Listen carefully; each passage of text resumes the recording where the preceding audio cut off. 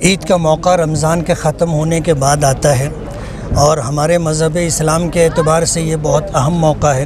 اس موقع پر جو بھی پیغام دیا جاتا ہے وہ مانا جاتا ہے اور جو دعائیں کی جاتی ہیں وہ قبول ہوتی ہیں۔ آج اس وقت ہم نے مالیگاؤں واسیوں کو اور خصوصاً اور پوری دنیا میں بسنے والے مسلمانوں کو عموماً یہ پیغام دیا ہے کہ اگر اس دنیا میں ترقی چاہتے ہو تو اپنی اولاد کو اعلیٰ سے اعلیٰ تعلیم دلاؤ۔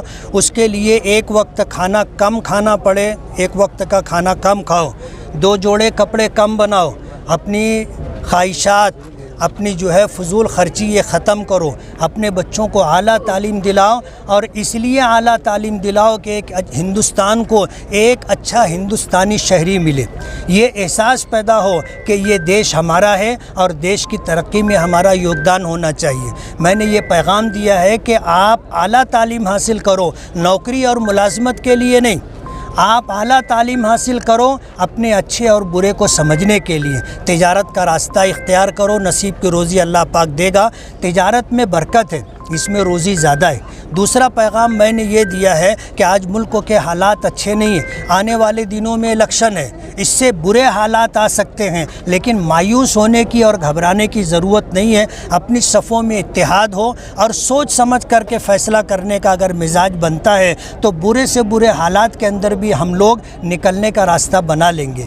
تیسرا پیغام جو میں نے دیا ہے کہ اصل یہ ہے کہ ہم اپنے آپ کو سمجھیں اور سمجھ کر کے آگے بڑھنے کی کوشش کریں۔ ہم نفرت کو ختم کر کے محبت کا پیغام دینا چاہتے ہیں، ہم نفرت کو دور کر کے اتحاد اور اتفاق کا پیغام دینا چاہتے ہیں۔ آج سماج کے اندر گنے چنے لوگ ہر سماج کے اندر برے ہیں، لیکن آج بھی سیکولر لوگوں کی، محبت کرنے والوں کی، بھائی چارہ رکھنے والوں کی تعداد زیادہ ہے۔ اس لیے چند لوگوں کی وجہ سے آپ پورے سماج کو جو الزام دیتے ہو یا بدنام کرنے کی کوشش کرتے ہو یہ برابر نہیں۔ پولیس پرشاسن اور ڈپارٹمنٹ کو میں نے یہ پیغام دیا ہے کہ آپ سنویدھان کی پاسداری کرو، قانون کو صحیح طریقے سے نافذ کرو۔